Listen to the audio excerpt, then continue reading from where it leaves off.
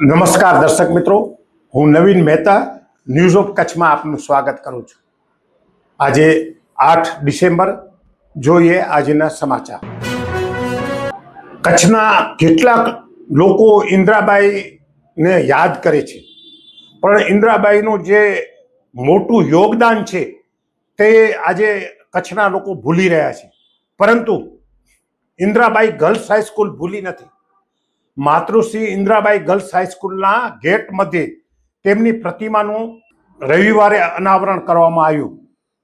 કચ્છની કન્યા કેળવણીની જ્યારે મુશ્કેલી હતી, કચ્છમાં કન્યા કેળવણીની ખરેખર જ્યારે મુશ્કેલી હતી, ત્યારે 75 વર્ષ પહેલા આ સન્નારીએ સારું એવું દાન આપી અને હાઈસ્કૂલ બનાવી અને સરકારને સુપ્રત કરી।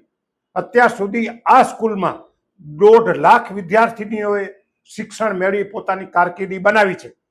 અને હવે આ જે સ્ટેચ્યુનું અનાવરણ થયું તો હંમેશા આપણને માતૃશ્રી ઇન્દ્રાબાઈની યાદ બધાને આવતી રહેશે। કચ્છના રહેવાસીઓ યાદ રાખે કે ન રાખે, પરંતુ આજથી 75 વર્ષ પહેલા કચ્છની કન્યાઓ દીકરીઓ માટે અભ્યાસ માટે જેમણે પોતાનું મોટું યોગદાન આપેલ છે તેવા માતૃશ્રી ઇન્દ્રાબાઈને લોકો મોટાભાગે ભૂલી ગયા છે, પરંતુ ઇન્દ્રબાઈ ગર્લ્સ હાઈસ્કૂલ આજ પણ દીકરીઓને ભણાવવાનું કામ કરે જ છે।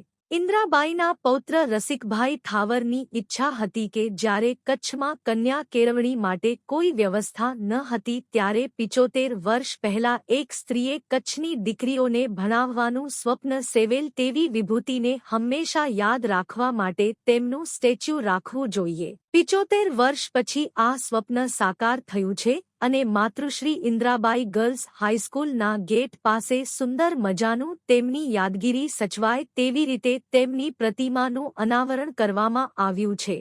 આ હાઈસ્કૂલ માટે જે માતૃશ્રી ઇન્દ્રબાઈ એ તે સમયે મોટું દાન આપીને સરકારને હાઈસ્કૂલ સુપ્રત કરી હતી, તે હાઈસ્કૂલમાં અત્યાર સુધી 1.5 લાખથી વધુ દીકરીઓ ભણી છે અને અનેકે પોતાની કારકિર્દી બનાવી છે। અનેક દીકરીઓના સંસાર ઉજ્જવળ બન્યા છે। આ સ્કૂલમાં હાલે 9 થી 12 ધોરણની 1080 વિદ્યાર્થીનીઓ વિદ્યા અભ્યાસ કરી રહી છે। આજના પ્રસંગે આ સ્કૂલમાં અભ્યાસ કરીને આચાર્ય બનેલા ભૂમિકાબેન ગઢવીએ જણાવ્યું કે આજે અમારા માટે અનેરો અવસર છે અને મારું પણ સદભાગ્ય છે કે જે આ મોકો મારા ભાગમાં આવેલો છે। હું પોતે ઇન્દ્રાબાઈ ગર્લ્સ હાઈસ્કૂલમાં અત્યારે આચાર્ય તરીકે ફરજ બજાવું છું।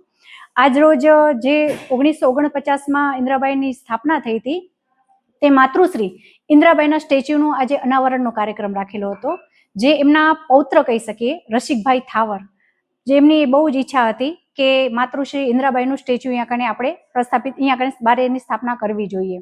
તો આજના દિવસે તેનું આપણે અનાવરણનો કાર્યક્રમ રાખેલો છે, જેનામાં નગરપાલિકાના પ્રમુખ રશ્મિબેન સોલંકી જે એના હાથે આપણે અનાવરણનો કાર્યક્રમ કરેલો હતો, જેનામાં ડીઓ કચેરીમાંથી તેમજ નગરપાલિકામાંથી તેમજ ભૂતપૂર્વ આચાર્ય, ભૂતપૂર્વ શિક્ષક જે આ શાળામાં પહેલા રહી ચૂકેલા છે તેમજ વિદ્યાર્થીઓ સૌએ સાથે રહી અને આ કાર્યક્રમ અત્યાર સુધીમાં 1.5 લાખ જેટલી વિદ્યાર્થીઓ નિઃશુલ્ક કહી શકીએ કે કોઈ જ પ્રકારની ફીસ ભર્યા વગર આ શાળામાં અભ્યાસ કર્યો છે અને જેના થકી ઘણી વિદ્યાર્થીઓને એન્જિનિયર, ડોક્ટર, સારા હોદ્દાઓ પર દેશ વિદેશમાં પોતાની નામના કરી છે અને શાળાનું નામ પણ પ્રસિદ્ધ કર્યું છે। અને બીજું કહીએ તો આ શાળાને ગત સાલ જ 75 વર્ષ પૂરા થયા હતા, જેની પણ અમે ખૂબ ધામધૂમપૂર્વક ઉજવણી કરેલી હતી।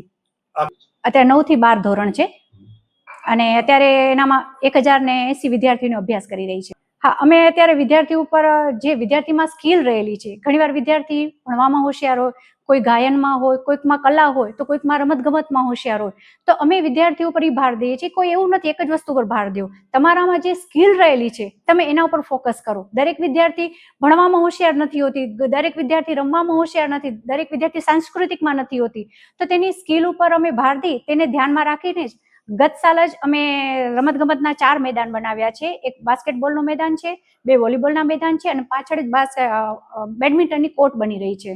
અને આ વર્ષે જ કહી શકીએ તો વેઇટ લિફ્ટિંગમાં અમારી શાળાની વિદ્યાર્થીની નેશનલ કક્ષાએ જશે, જે સરકારી શાળાની વિદ્યાર્થીની છે। અને આટલા વર્ષોમાં કહીએ તો પહેલી વખત કચ્છની સરકારી શાળામાં બાસ્કેટબોલની ખેલ મહાકુંભની મેચ અહીંયા કને અમારી સ્કૂલમાં રાખવામાં આવેલી હતી। અત્યાર સુધીમાં કોઈ પણ સરકારી શાળામાં ખેલ મહાકુંભની કોઈ ગેમ અહીંયા રાખવામાં નથી આવી, જે અમારી શાળામાં હમણાં અઠવાડિયા પહેલે જ રાખવામાં આવેલી હતી. એ રીતે માતૃશ્રી ઇન્દ્રાબાઈની પ્રતિમાનું અનાવરણ થતા આવનારા સમયમાં લોકોને ઇતિહાસની યાદ અપાવશે. દર્શક મિત્રો, આ હતા આજના સમાચાર. આવતીકાલે ફરી મળીશું. ત્યાં સુધી મને રજા આપશો. નમસ્કાર.